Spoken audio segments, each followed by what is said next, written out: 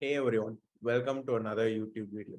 In this video, I'll be explaining about Apache Kafka, its history, why Kafka was born, what problems it addresses in the distributed messaging scenario 2023, what is a sub messaging system, that is a publish and subscribe messaging system, and what are the components of Kafka architecture, what are producers, consumers, what are brokers, why do you need a zookeeper if you want to run Kafka, what are topics, what are ISR, that is in sync replicas, and A to Z, anything related to Kafka will be covered in this video. And I will even do a hands-on demo on how to produce and consume messages in Kafka in this video itself. So without any further ado, let's go into the lecture. So history. And before Kafka was born, there were many problems in LinkedIn systems. So Kafka was actually created by a group of engineers in LinkedIn. And why they created is that because LinkedIn was a huge website with many touch points and data points. And for analytics and metrics purposes, the data collection was inconsistent across different systems. That means that multiple teams will try to queue data from multiple data points uh, in order to obtain the same consistent data or the same data points from a single location. So this would break continuously because it was inconsistent because multiple teams are trying to queue the same data and modify the same data. So this could create everlasting or ever-changing schemas, and the tracking was based on hourly batching. So what that means is that it cannot be real time, and this hourly batching really hurted them in collecting real time analytics. So in order to address these shortcomings, a group of engineers in LinkedIn decided to build a distributed messaging system that was real time, and hence Kafka was born. So this is the history, and these were the problems that LinkedIn faced. So before designing Kafka, were the primary objectives that this distributed messaging system needed to be solved were it should be a decoupled messaging system. What I mean by a decoupled messaging system is that it should be a push and pull model using producers and consumers. That means a pub sub kind of a distributed architecture. So if you are familiar with a pub sub system, then like Kinesis, you'll be getting what I'm trying to say. Even if you're not familiar, that's okay. A publish and subscribe system is that a single data source or a producer or a writer, you can say, will publish its messages to a common topic or a common location. So from this location, multiple consumers will be subscribed to the same topic, and multiple teams can read the same message from the same topic without any codependency on one another. So this is what a decoupled messaging system means. And data persistence means that since your system is decoupled, multiple consumers consuming the same data for different purposes. Suppose your front end, like a user might be clicking on a certain icon, and your backend needs to respond that by providing an API. Or if a user is trying to register himself, then the backend will store the data and create a new user. But your analytics or data analytics team will require that data to run A to B tests or some ML algorithms on top of that. So the same data can be read by two different consumer groups or consumers for two different purposes. And the next one is high throughput. Millions of messages are being processed through Kafka every day in LinkedIn. So uh, LinkedIn is highly scalable, and you can process millions of messages in petabyte scale without having any bottlenecks. And horizontal scaling of a system. Kafka is a distributed messaging or a distributed commit log or a distributed streaming platform, one can say. Uh, any distributed system can scale horizontally because it is not dependent on a single piece of hardware. So if you are not familiar with horizontal scaling of distributed system, then I recommend you watch the distributed systems video in my YouTube channel, where I have explained about horizontal scaling in detail, and you can go through that, and it will be really helpful to get a very good overview about distributed system and its scalability. And this is the high level overview of Kafka architecture. So the primary components of Kafka are broker, and inside the broker, your messages will be stored in topics. And this broker or a cluster, this entire Kafka cluster will be managed by Apache Zookeeper, another distributed coordinated system. And then we have a producer which produces data to the topics, and consumer that reads data from the topics. And uh, before getting into details about Zookeeper, Kafka cluster, producer, and consumer, I would just like to uh, show you how to install Kafka in your machine. So there are primarily three ways where you can install Kafka in your system. One is through tarball local development installation. That is by downloading the tar or zip file, you can extract the tar or zip file in your system and then run it. Or you can install via package managers such as apt, yum, or Red Hat package manager, etc.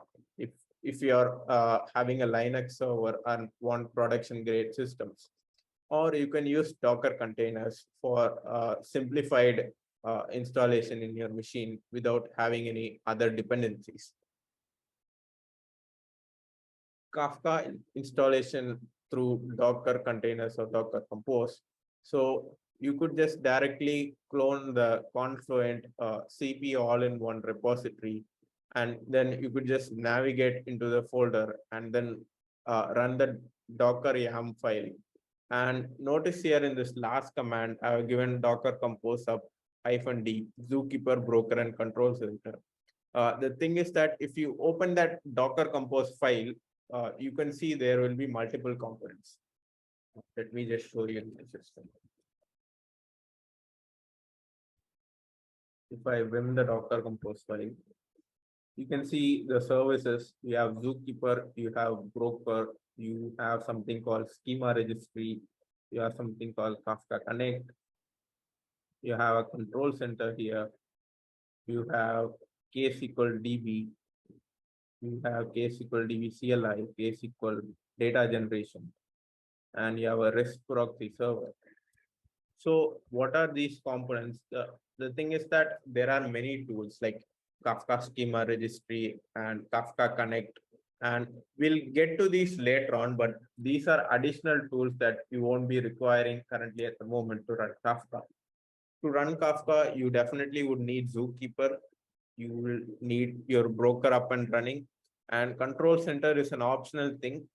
It is just an UI over the Kafka clusters where you can monitor the health, create Kafka topics, and check other Kafka metrics for your producer. And for your consumer, you can check the consumer lag metrics as well. So what is mainly required is Zookeeper and broker, and control center is optional, but I recommend that you go through control center as well, as it will be helpful for you later on. And the other thing is tarball local development installation. That is by extracting a tar file, by downloading and extracting a tar file in your Linux machine or Mac. You could configure the Kafka Confluent. Configuring the .bash rc file in Linux for enabling custom environment variables. So this is an optional step. So if you guys are familiar with .bash rc file, it is actually the file where you will add your custom environment variables. Like if you go to your terminal in your Linux terminal and type pyt and hit tab, it will auto complete to Python. Why is that? Because in your .bash rc file, that Python home path and Python auto completion is enabled. So if you want to enable that kind of feature for Confluent Home, this custom uh, auto completion, and you can just directly run it from your terminal shell, then you have to configure your .bash rc file. So it is a good exercise if you want to explore about Linux. So I recommend doing that if you're doing through a tarball installation in the machine. And Kafka installation via package manager. So you might be wondering what is the main difference between a tarball installation and a package manager installation.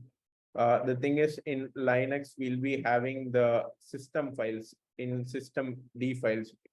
Like everything in a Linux will work like as a service or a Linux server, right? If you want to run your Kafka as a server, you have to have the unit files. That is where your service will be enabled, where you can use the systemctl commands to start and stop a service or start and stop Kafka as a server.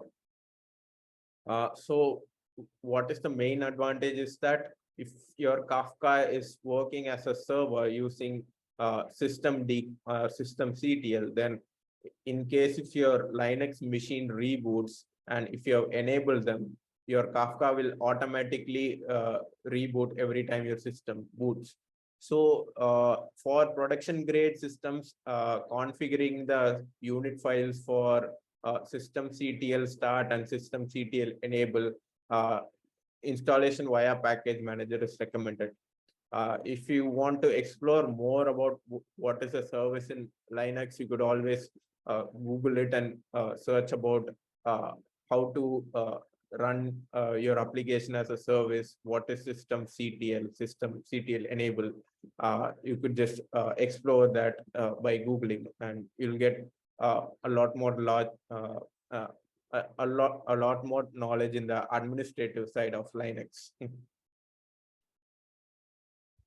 Okay. I previously, before the installation, I've given a brief overview or a high level overview about the Kafka architecture. Now we'll go into the components of Kafka architecture in detail. So the first one is Zookeeper. You need Zookeeper to run Kafka. So currently we have the KRAF conscious distribution coordinator, which will enable to run Kafka without a Zookeeper, but majority of the production grade systems still now use Zookeeper as their what can you say centralized repository to maintain Kafka clusters. So it is necessary that you understand what Zookeeper is and what role it plays in Kafka and in the distributed systems environment. So the first point is that Zookeeper is a centralized service for maintaining configuration information, naming, providing distributed synchronization, and providing group services. So Kafka, in simple terms, is a distributed messaging system or a distributed commit log. So you can, if you previously see the diagram, we have a producer, we have a consumer. Producer produces data into Kafka cluster, consumer consumes the data from the Kafka cluster. So you can see there are two brokers here. In our local development, we will have one broker, one producer, and one consumer. But when you go in a production scale, there will be multiple brokers for data replication, for data durability purposes. And hence it is a distributed system. There will be n number of brokers in your system. And these n number of brokers need coordination among them. Suppose if broker 2 goes down, broker 1 should know what all topics that producer was writing to broker 2, it should be now writing to broker N. And what all topics that are being consumed from broker 2 should be consumed from broker 1. So in order for this broker leader election and broker coordination, Zookeeper is it acts as this centralized configuration tool that that coordinates all these clusters in Kafka, in simple terms, if you say. So mainly you can see Zookeeper is used for controller election. So, okay, if there are, for example, there are 3 brokers in your Kafka system, only one will be elected as controller. Even if there are 100 brokers in your Kafka system, only one can be the controller at any given time. So this controller node, or if the controller broker goes down, then Zookeeper will host the election among the other available brokers to elect the controller. Next is cluster membership. So which brokers are active, which are inactive, which just got restarted. All these configurations are stored in Zookeeper. The topic configurations. So I just gave you a high level overview about what are topics in Kafka. Uh, they're just a place where producers write message and uh, consumers consume the message. So that is a high level overview. And inside topics will be split into multiple partitions. So a topic can have a number of partitions that are distributed among several brokers. And these topics will also have replication factors as well. And uh, the replication factor will be equal to the number of brokers that are being configured. There are 3 brokers. The replication factor of a topic can be 3. So these topic configuration and ISR configuration. ISR is in-sync replica of a topic. So I will explain what an in-sync replica is in detail when I discuss about Kafka topics. Just for now, just remember ISR configuration is also stored in the Zookeeper. And the next one is access control list. So what are access control lists? Like if you are coming from a DevOps background, you know that like you should allow certain clients to have read access, certain clients to have read and write access, certain clients to have only write access. These types of privileged access control lists are being added in Zookeeper. And quotas is that like quotas is not a mandatory property in Kafka, but it's highly recommended that you use quotas. Suppose a faulty producer can produce a large data, a large amount of garbage data in your broker system. So in order to prevent that, in order for not overutilizing your network and CPU of Kafka clusters, you have to enable quotas. And these quotas will be stored under Zookeeper. If you want to know more about quotas, Kafka quotas, I have another video on my channel. You could just go through that if you want to get a detailed explanation on what quotas and how to configure them in Kafka. Maintaining consumer offsets. Okay, I haven't explained about what are consumers and how do they read messages and how do they like commit offsets in the Kafka cluster. So the thing is that if you're reading data from a topic, then this consumers maintain an offset that whether the given data is read by a particular consumer or not. So previously, before the version 0.9, all these consumer offsets were stored under Kafka. And post version 0.9, these consumer offsets are stored under consumer offsets topic. It is an internal topic in Kafka. Under there, it is being stored currently. Okay, that was a thorough overview about what a zookeeper's role is in distributed environments such as Kafka. And next we are coming to Kafka brokers. Brokers in simple term is your Kafka cluster. It's just a container running the Kafka process. So what a broker primarily contains is topics. Topics are divided into partitions, and these partitions contain segments. That is your message logs or messages, one can say. So what these brokers do is that they manage these partitions. They handle the read and write requests by your consumers and producers, and manage the replication of partitions among all the brokers in your clusters. And Kafka topics. So topics are logs that hold messages or events in a logical order. Uh, so let's say, for example, you have a multi-regional business, and you have a topic name called region. And under this region, messages will be stored for your business purposes from your website. So these regions uh, uh, can be split into three partitions. So under these three partitions, messages will be written from the producer. So producers write messages by by serializing them. So what is a serializer, you might ask, is that it will convert your Java object or in whatever client program you're using, that object will be converted into byte arrays and transmitted across the network.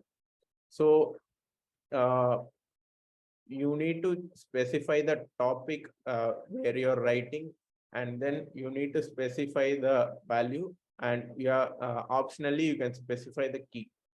So if you are specifying a key, then the messages will be written here, written on a particular partition itself.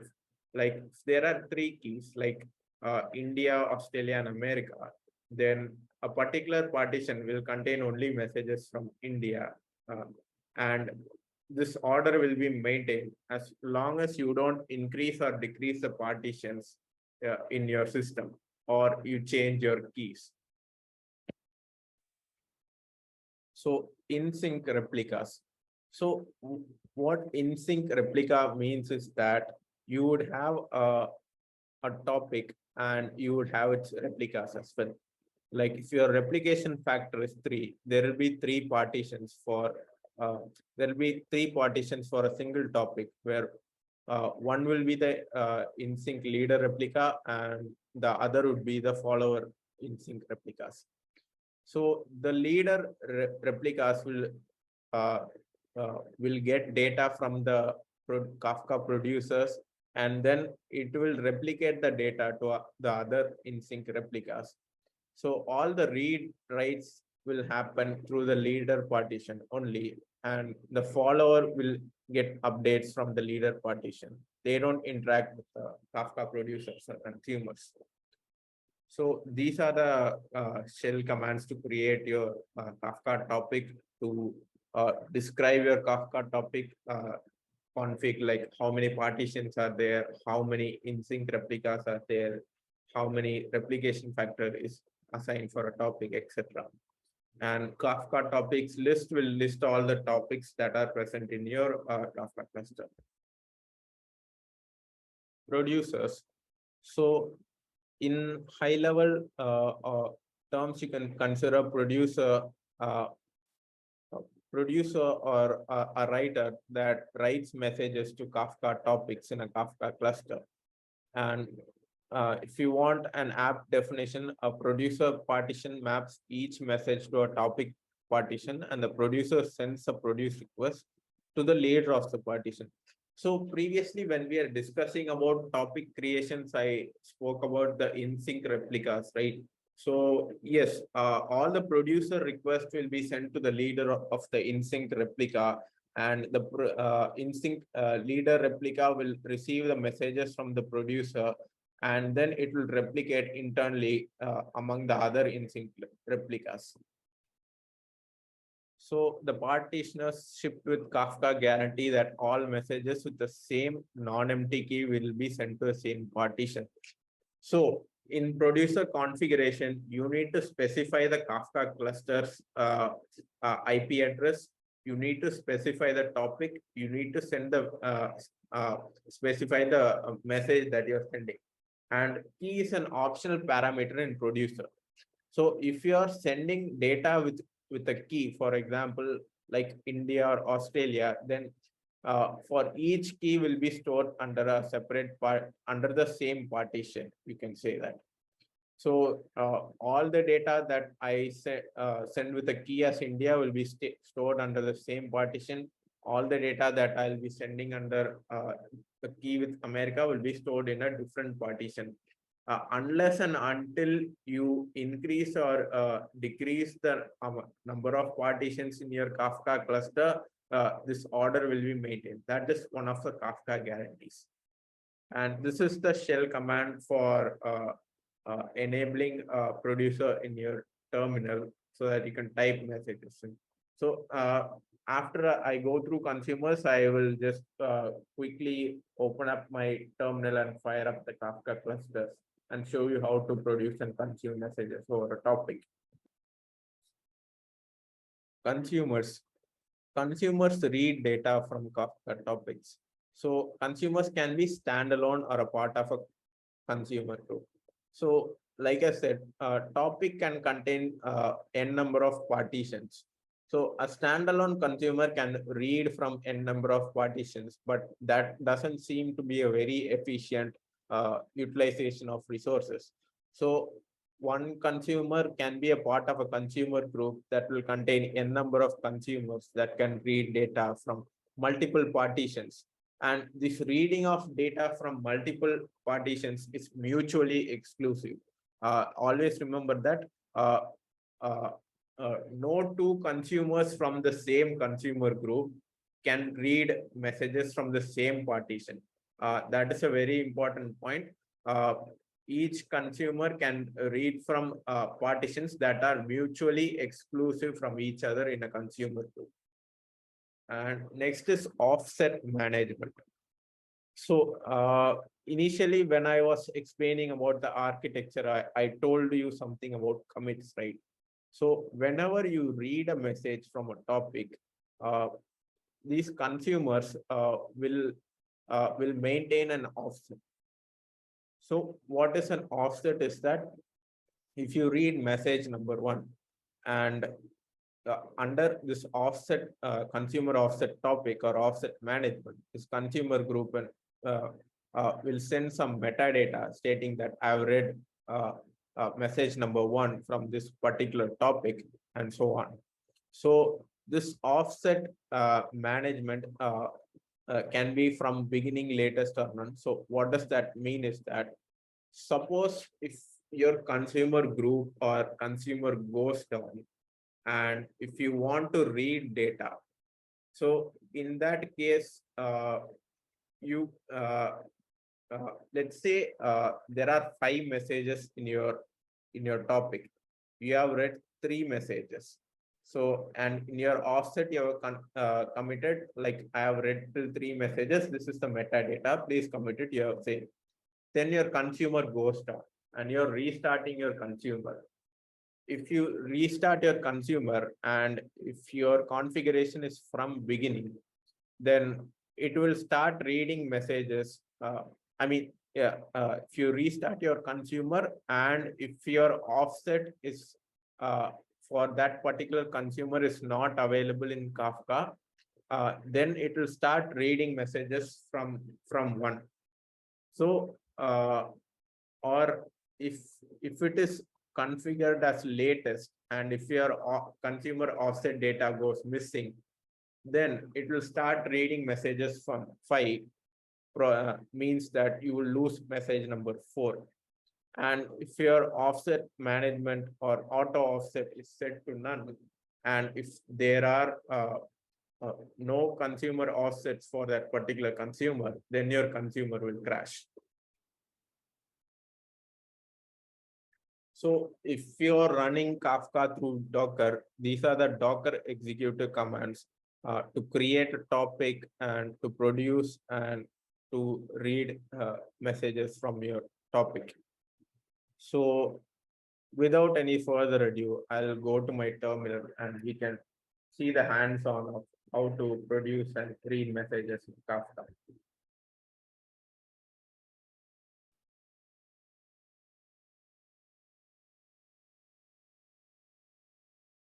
So let me just first list the amount of topics. For that, I will just show you my Docker PS. So you can see these are the current processes running. There is broker, there is connect, control center, there's Zookeeper. So you would need broker and Zookeeper, and control center is an optional thing, but I recommend you to check the local host for the UI dashboard. So make sure control center is also running. Connect schema registry is not required. So currently I'll explain about them in the future videos, but for this scope of lecture, it's not required. So let me just paste this command where I'm just going to list the available topics.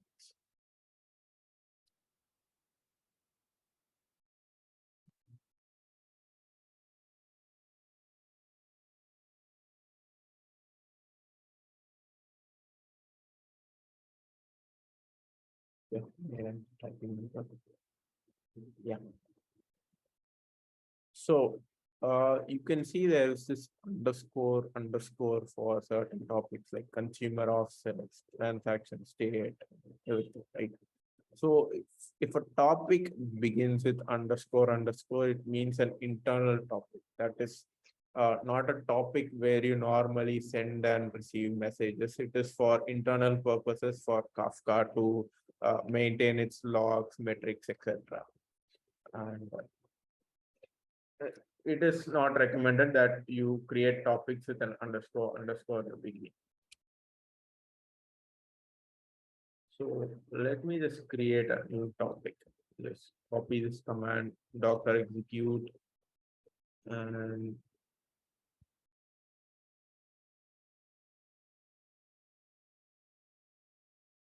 topics.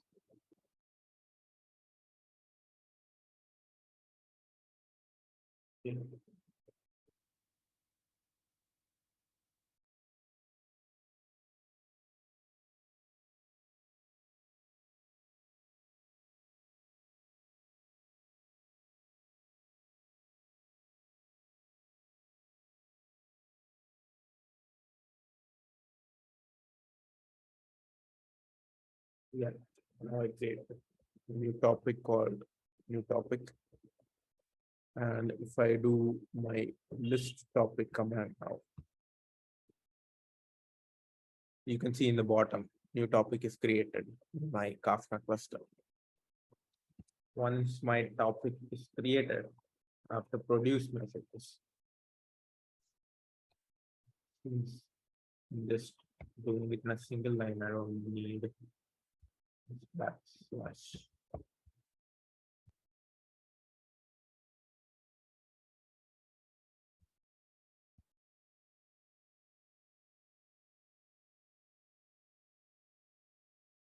Okay, you can see that I have an like open terminal window where I could type messages. Hello, this is Kafka tutorial YouTube video.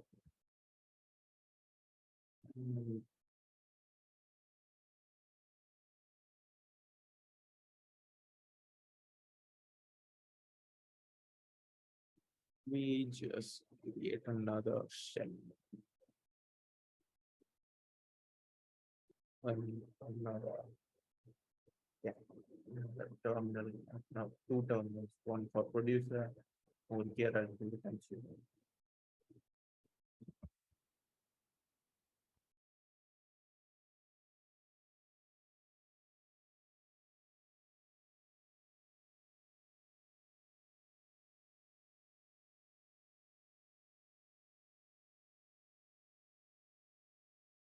Let me create another message. This is the new message.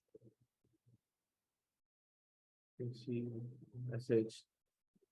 I'm receiving messages in my consumer.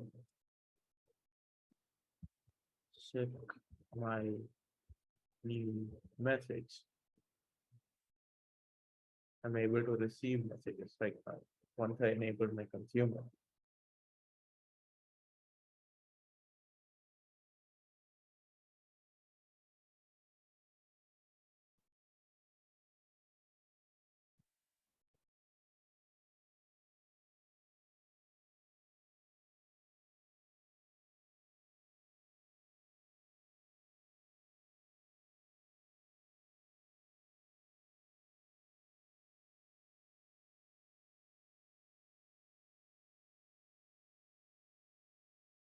Okay.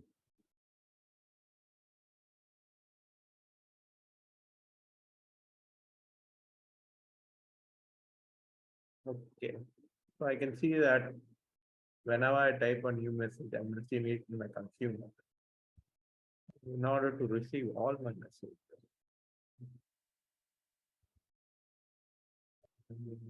Okay.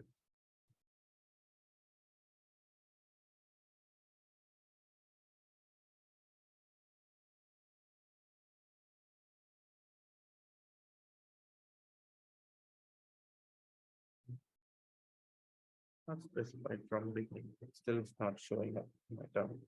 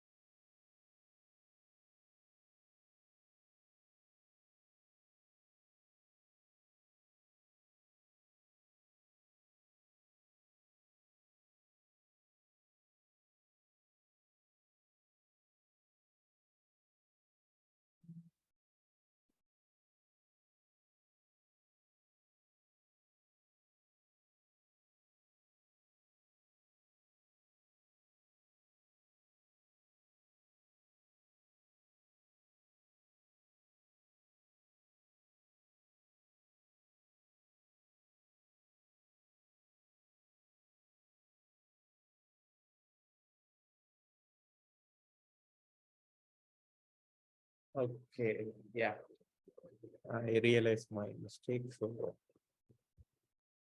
it should be a single hyphen instead of a double one. So now this from beginning tag is starting to work. So once that is enabled, you could see all your Kafka messages that I've typed here from the beginning of the creation of topic and producing all the messages.